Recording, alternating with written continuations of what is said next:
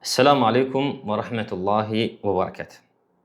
İndi sizə İmam Əhməd Rahiməhullah Teala'dan xəbəri sifətlər barəsində bir nəql oxuyacağam. Hansı ki, o nəqli bundan qabaq Yeni Həmbəli verdiyimiz elmi rəddiyələrdə işıqlandırmışdıq, haqqında danışmışdıq.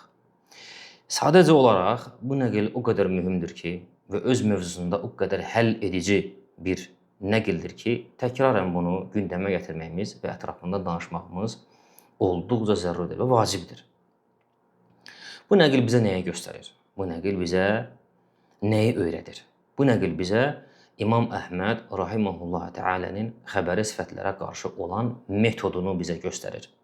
Nəqil bizə göstərir ki, İmam Əhmədin xəbəri sifətlərə qarşı olan metodu, davranışı, təamülü, sifətləri zahirindəki olan mənalara görə isbat etmək, isbat etdikdən sonra təşbihə, keyfiyyətə yol verməmək. İmamın sifətlərə qarşı olan metodu bu idi. Və bu nəqil bizə bunu açıq-aydın şəkildə göstərir. İmam Əhməd sifətlərin zahirlərində məlum bir mənana etiqad edirdi.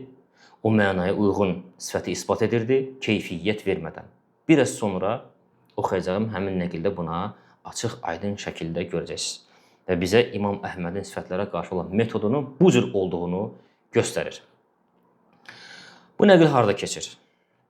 Bu nəqil İmam Əhmədin məzhəbinə mənsub və qədim alimlərindən sayılan Əbul-Fadl Ət-Təmimi Rahiməhullah Hicrətin 410-cu ildə vəfat edib. Məzhəbin, yəni qədim alimlərindən sayılır. 410-da vəfat edib. Və məzhəbdə böyük iz buraxmış, böyük irs buraxmış alimlərdən biridir. Onun yazdığı bir kitab var. Kitabın adı belədir. İmam Əhmədin etiqadı. İmam Əhmədin etiqadı. Bu kitabda təxminən 50-40-a yaxın etiqadı mövzular zikr edib.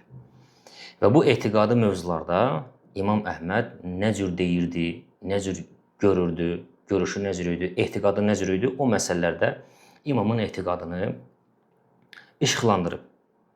Kitab imamın öz sözləri ilə deyil, imamdan gələn rəvayətlərlə deyil, müəllif imamın etiqadını, həmin etiqadı məsələlərdə, onlardan biri sifətlər mövzusudur, həmin etiqadı məsələlərdə müəllif öz sözləri ilə imamın etiqadını bəyan edir. Və burada kitab həcmi çox balacadır, hətta o səviyyədə ki, yəni əzbərləmək belə mümkündür. Təhqiq və təliqatla təxminən səhifəsi 110-115 vərəqə gəlib çatır. Deməli, həmin kitabda müəllif Əbul-Fadl Ət-Təmimi Rahiməhullah Teala buyurur ki, İmam Əhməd ibn Həmbəl Rahiməhullahın məzhəbi budur ki, Allahın üzü vardır. Allahın üzü var, lakin bu, yaradılmış varlıqların üzünə və cisimlərə bənzəməz. Bu ifadə bütün təfvid nəzəriyyəsini kökündən sarsıldır. Çünki təfvidçi bu cür ifadə deyə bilməz. Təfvidçi belə deyə bilməz ki, Allahın üzü var, amma məxluqatın üzünə bənzəmir. Təfvidçiyə görə üzün mənası qapalıdır. Bu əhl-i sünnətin etiqadıdır burada. Və biz bu etiqadı iqrar edirik. Biz də burada yazılanı deyirik. Allah Subhanahu və Teala'nın üzü var, lakin o üz məxluqatın üzündən deyil. Əbul-Fadl Ət-Təmimi də bunu deyir. İmam Əhmədin məzhəbi odur ki, Allahın üzü var, lakin bu yaradılmış varlıqların üzünə və cisimlərə bənzəməz. Bu ifadə, yəni təfvid iddiasını nə edir? Təkzib edir, tamam təkzib edir. Sonra buyurur ki, Allah Subhanahu və Teala öz üzünü Quran-ı Kərimdə belə vəsf etmişdir. Hər şey yox olacaq, yalnız onun üzü qalacaq. Kim üzün mənasını dəyişdirərsə, artıq inkara yol vermiş olar. İfadəyə baxın. Əbul-Fadl Ət-Təmimi deyir ki, kim üzün mənasını dəyişdirərsə, artıq inkara yol vermiş olar. Bir dəqiqə, yəni burada bir dəqiqə dayanaq. Necə yəni kim üzün mənasını dəyişdirərsə? Üzün mənası məgər qapalı deyildimi? Və siz deyirdiniz ki, Həmbəli alimlərinə görə xəbəri sifətlərin mənaları qapalıdır. Mənaları aşkar deyil. Həmbəli alimləri sifətlərin mənalarına dalmırlar.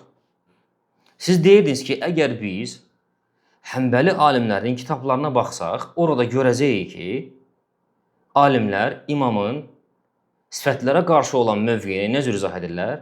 Ki, imam sifətlərin mənalarına dalmayıb, əksinə sifətlərin mənasını Allah subhanahu wa ta'ala həvalə edib və sifətlərin mənasının qapalı olduğunu bildirib. O isə biz görürük ki, Əbul-Fadl Ət-Təmimi və məzhəbin qədim alimlərindən biridir. Deyir ki, kim üzün mənasını dəyişdirərsə artıq inkara yol vermiş olar. Demək ki, zahirdə məlum bir məna var ki, onu dəyişdirmək mümkün olsun. Misal üçün, baxın, Əşarilər, Mu'təzilər kimi istivanın mənasını dəyişdirirlər. İbn Abbasdır, onun tələbələridir, bəzi tabinlərdir. Onlara görə istivanın mənası nədir? Alə, qalxdı, sa'adə, o da qalxdı, ucaldı mənasındadır. İrtəfəə, ucaldı mənasındadır. Sahabə tabiin istivanı bu cür mənalandırıb. Amma Əşarilər isə Mu'təzilər kimi istivanın bu mənasını, sahabənin verdiyi mənanı dəyişdirib nə deyirlər? Deyirlər ki, istiva ucaldı mənasında deyil, hökmü altına aldı mənasındadır. Məna dəyişdirmək belə olur. Məna dəyişdirmək nə zaman olur? Zahirdə bir məna var ki, onu dəyişdirmək də mümkün olur. Ona görə də Əşarilər mənanı dəyişdirdilər. Çünki zahirdə bir məna var. İstiva ucalmaq mənasındadır. Məna var ki, onu dəyişdirirlər. Burada da Əbul-Fadl Ət-Təmimi deyir ki, kim üzün mənasını dəyişdirərsə artıq inkara yol vermiş olar. Hansı mənanı dəyişdirsə? Deyiriz, axı məna qapalıdır. Əbul-Fadl Ət-Təmimi deyir ki, kim üzün mənasını dəyişdirsə, artıq mən qayyərə mə'nahu fəqət əlhədə. Kim üzün mənasını dəyişdirsə, ilhada yol vermiş olar, özü deyir.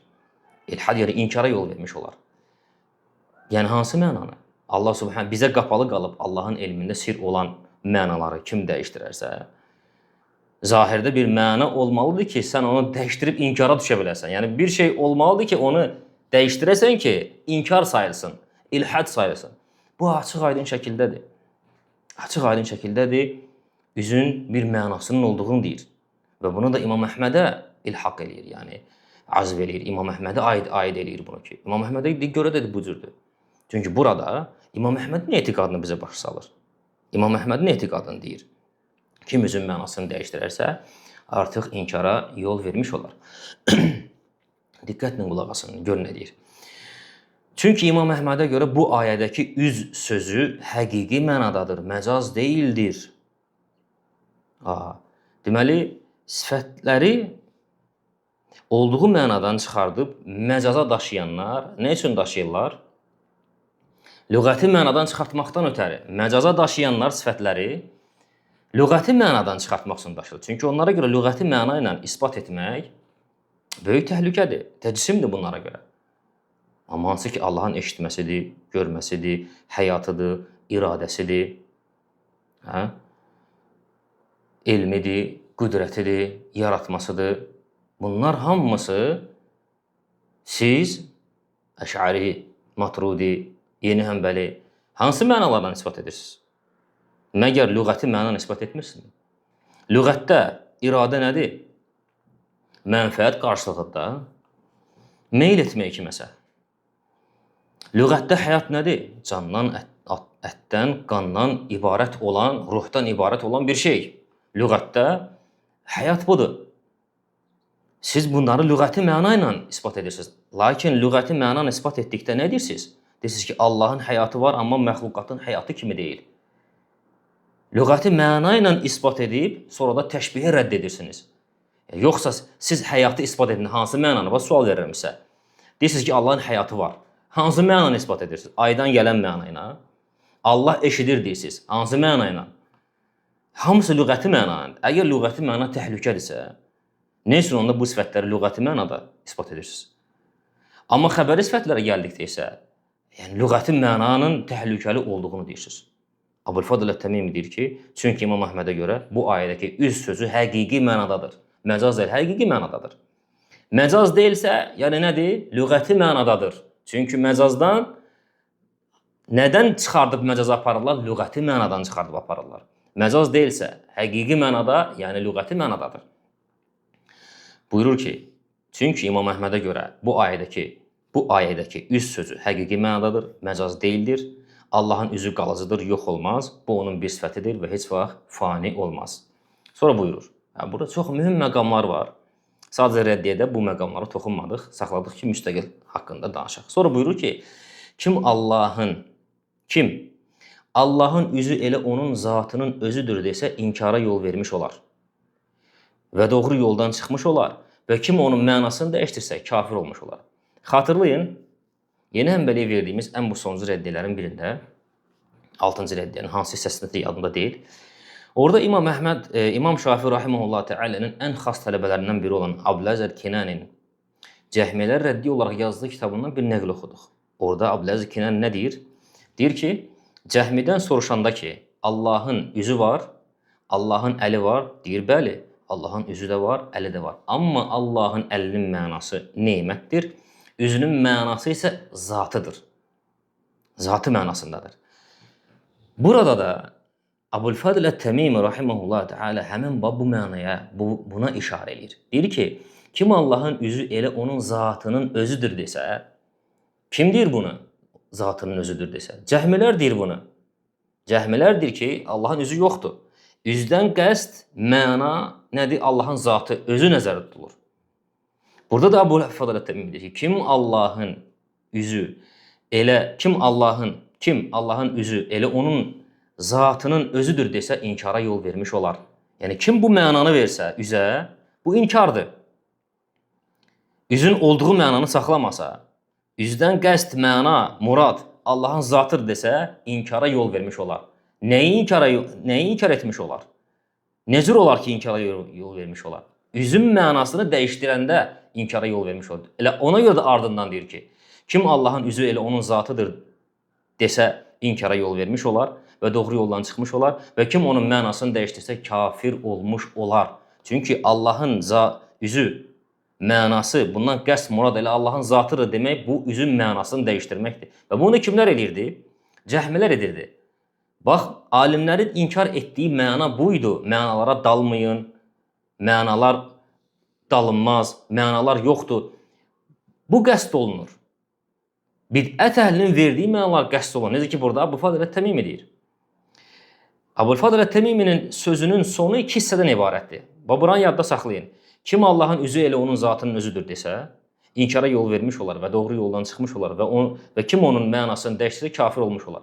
Bu, açıq aydın şəkildə Allahın sifətinə özündən məna verənləri inkar edir burada. Sonra ardından görün nə deyir. İmam Əhmədə görə üz sözünün mənası cisim, şəkil və ya bədən üzvü demək deyildir. Kim Allahın üzünü bu cür başa düşsə, bidət etmiş olar. Üzün mənası cisim, şəkil, bədən üzvüdür demək, bu Allah Subhanahu wa Ta'ala'nın üzünü nəyə oxşatmaqdır? Məxluqatın sifətinə oxşatmaqdır, məxluqatın üzünə oxşatmaqdır.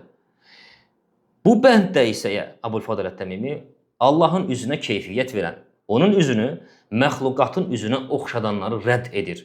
Son 2 bənd var ha, son 2 bənddə açıq aydın şəkildə Əhl-i-Sünnətin etiqadı ortaya çıxır. Sifətə batilcəsinə məna verənləri inkar eləyir.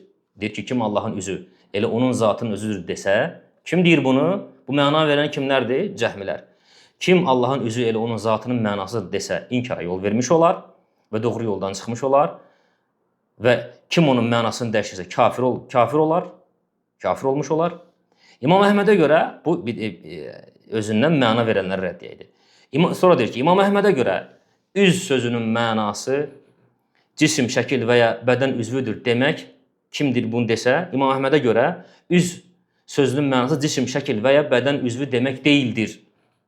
Çünki bu cür demək sifətə keyfiyyət verməkdir.